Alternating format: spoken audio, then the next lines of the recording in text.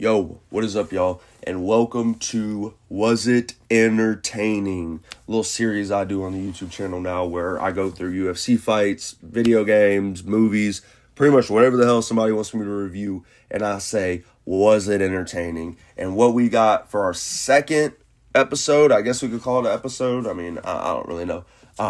Was it entertaining? UFC Dana White Contender Series Week 3, where I start with the first card, I always say the first card, man. Where we start with the first fight, going all the way to the main event, and I'm going to be giving you my thoughts and telling you if it was a good card overall, and if it wasn't. So let's get right into it with Dante Johnson versus Deron Abbey. Or is it Darion? I don't fucking know. I don't care with these names. If you know me, I'm not good with names at all. So just get prepared for that whenever I have to do movies and stuff. So this fight, I'm going to just say this much. Dante Johnson being 5'8". It's insane that this was a heavyweight fight. Johnson took this on a short notice, so I'm guessing he's about a light heavyweight. And, the KO, man, on pretty much this whole card, every KO was pretty fucking good. Like, I'm going to be real. The exchanges in this fight before the KO between both of them were pretty solid. I would say that Johnson was landing a lot more cleaner. It seems like he's he's more the dominant one in firefights because he definitely wanted something like that. He was pressuring a shit ton before getting the knockout. And he really wanted a dogfight with Abbey, which Abbey brought. Wasn't really the smartest game plan, but at the same time, to get in the Contender Series, you got to get a knockout. So in my notes, I put Johnson as a madman. He's the closest thing to Hannibal Lecter, and I mean that. You're watching him come down from the cage and shit. He's just like barking and shit. He's like, oh, like he's just, I don't know. It's insane. And yeah, even like I said, like the knockout was just crazy as how they get into this like little firefight. Dante, he's trying to go straight for the chin with an overhand on the but it lands on the temple. You can tell though that Dante, he is just looking for that good shot. He's looking to land right on the chin, but he gets an overhand on the temple of Abbey. It hurts him, pushes him back. Johnson starts really pressuring with a barrage of fucking hooks and whatever else he can throw until one of them lands, which I'm pretty sure if I'm right, it was a left hook that was on the jaw. It drops Abbey. Fight's over. Johnson starts throwing some pretty mean ground and pound shots, but the fight's over after that. It wasn't really much of a fight.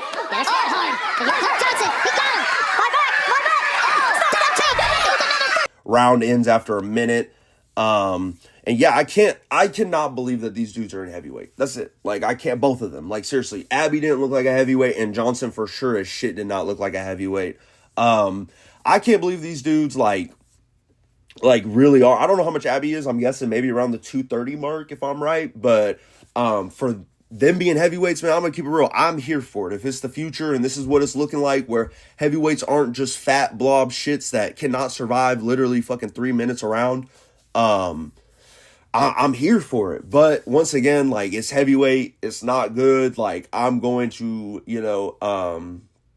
not get my hopes up about this. So yeah, we're going to move on now, and we will be talking about Christian Perez versus Manuel Sosa. La Pasión Dexter. There was a reference in this fight, my boy Angel, from Christian Perez. So when that happened, I instantly went with Christian Perez, and I said Christian Perez by brutal round 1 KO, absolute destruction, more devastating than Edwards' head kick on Usman. Perez definitely wasn't going to get a victory at all. This was definitely going to be just him riding his way out to a decision victory. But I can say, as far as, Perez's performance, he looked really good on the ground. It's just when it came down to the feet, he looked awful. He looked horrible, very sloppy, just slow. Strikes were not efficient. I don't know. He wasn't really kicking. There was a moment in the fight, it was like the third round or second round, which, did kind of, was my reasoning on why Christian Perez probably wanted a little bit more, was he did have a really good hook and the knee up the middle. It was a nice combo that, I don't want to say that it hurt Sosa, because Perez, he's just not a powerful guy, but I definitely think it, warrant him to win the second round, because I don't know how people threw that second round up for Sosa, but it doesn't matter. Anyways, though, in the beginning of the fight, They're standing up for a little bit. Perez realizes, oh shit, I'm not as good at striking than this guy. I'm going to take it to the ground. Perez, while taking it to the ground, Sosa is trying to get a Kimura, and it looks like he has it, but Perez plays it very, very smart. Gets out, is able to get the back of Sosa, almost gets an RNC, doesn't though. Perez, he spends most of the majority of the round just, the first round at least, on Sosa's back, hitting him, trying to go for a submission. Nothing really works. They stand up for like a couple seconds, if I'm right, and then they go right back to the ground near the end of the round. It ends. Perez, I thought his game plan was pretty smart. He was playing it very patient, very slow. Once it got to the ground, or once it got like out of hand for him, he would go to his strong suit, which was the ground game. And it only worked for a little bit because his gas tank, I don't know if it's because he gave it his all, but his gas tank just fucking gave out. Because I'm going to keep it real, his ground game, it was good, but it wasn't like efficient. It wasn't doing damage to Sosa. Once Sosa was able to get up in that third round and actually be able to strike, it wasn't even really the third round, it was more the second because, for majority of the round, they're back. Perez is, grappling. He's on top. He's dominating. I wouldn't say dominating, but he is winning. But once they stand up, you realize that, Perez is kind of fucked. Sosa is just a deadly fucking striker, especially for lightweight. It's crazy that this dude is only 155. The third round starts. Perez, he's pretty much just gassed. He's literally gassed. Like, I don't even know what to say. Like, Shamil, I was watching a MMA Guru clip, and it was fucking talking about Shamil the meal deal. Shit, Gazeev. Like, what the fuck? Bronson Strike's crew, because he's got a lot of support in the building, and But that's how Christian Perez looked in the third round. I mean, seriously, he had his hands on his hips. He just wasn't there for it at all anymore in the third round. And Sosa looked like a fucking killer, man. Crazy how he kept his energy up. But I'm guessing Perez just really didn't do much in the ground game. So, Sosa got a really mean knockout. He is going to be a fucking killer once he gets into the UFC. And I'm going to keep it real. I'm pretty excited to see what this motherfucker's got. So... big shots coming in from Manuel Souza. But Souza, but Perez is still moving a little bit. Ref can't stop this yet. He's not defending himself. We move on to our next fight, Abdul Rahman Yakayev versus Alex Lorenz.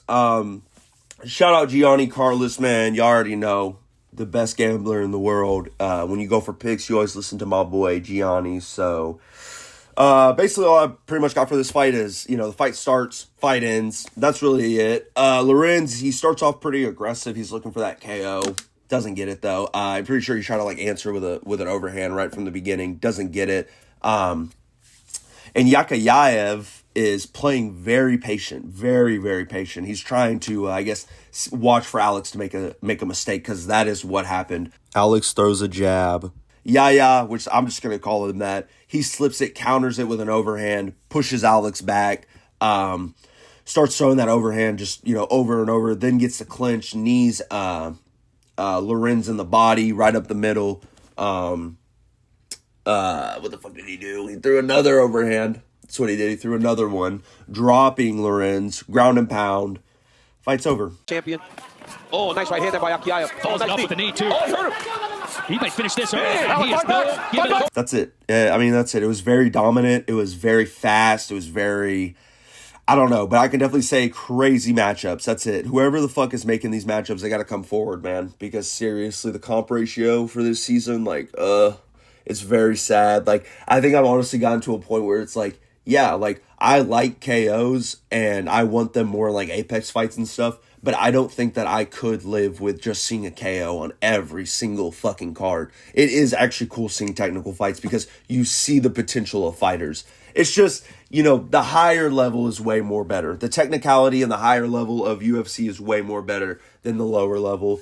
It's getting better, though. I think it's just because the UFC with the lower level, we still have some of those old guys who are just, just laying, praying, hoping that Dana will shut the casket at some point. But we're moving on to the next fight, Wilson versus Barboza. I have nothing to really say about this fight. Shout out Jeremy Stevens.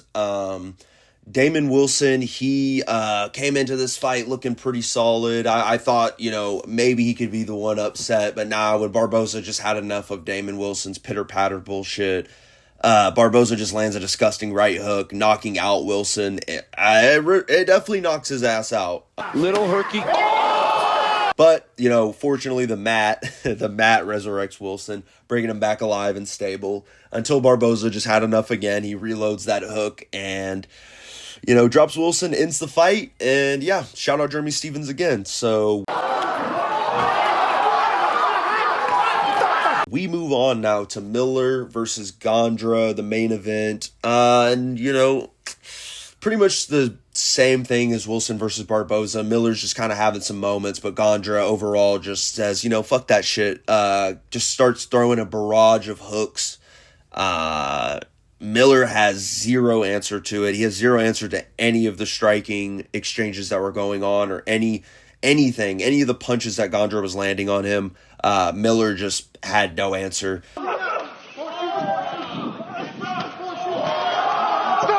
And yeah, that was pretty much it. I'm glad that it ended in the first because I was on my way to go see the 35th anniversary for Teenage Mutant Ninja Turtles, and I did get to miss a little bit of it, but overall it was a pretty good movie. Oh, you know what I'm really sick of? I'm sick of people saying that a 6 is not a good rating, man. Y'all gotta grow up, dude.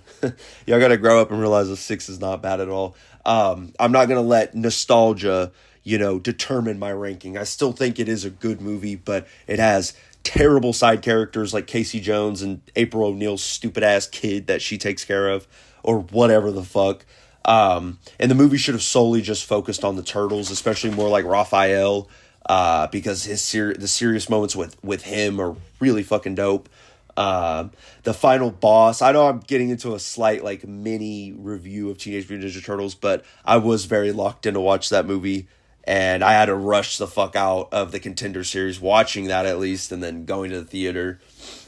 But the final scene, at least like the final fight between Shredder and stuff, is a little bit It's a little bit underwhelming, you know, not a great boss fight. They kind of have a whole like team meeting before beating Shredder. It's really weird. Shredder's just like waiting. But other than that, I really have nothing else to say about the Dana White Contender series. Was it entertaining? Yes, it was a very awesome card. It had awesome finishes on it, and there's a lot of solid potential. I think some of these fighters are going to be pretty good, but you know, you never know.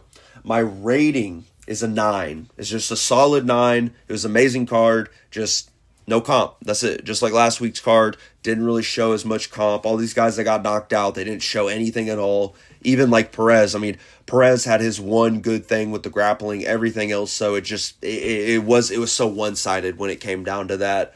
And I need this energy in the Apex. I saw a tweet about somebody saying, you know, the best fights are in the Apex. If you actually think that, dude, I'm going to say you're fucking stupid. The Apex fucking sucks. It needs to be burned down. I have no problems with the Contender series being in the Apex, but when it comes to the actual professional fighters that are fighting, it should be in an arena, and I'll stand by that forever. So, yeah, that's it. Let me know what you guys thought. Thank you guys for watching. Sorry I had to rush through this last little bit, but I did kind of get a little upset because I lost all that audio. But, yeah, thank you guys for watching, and have a great day. See ya.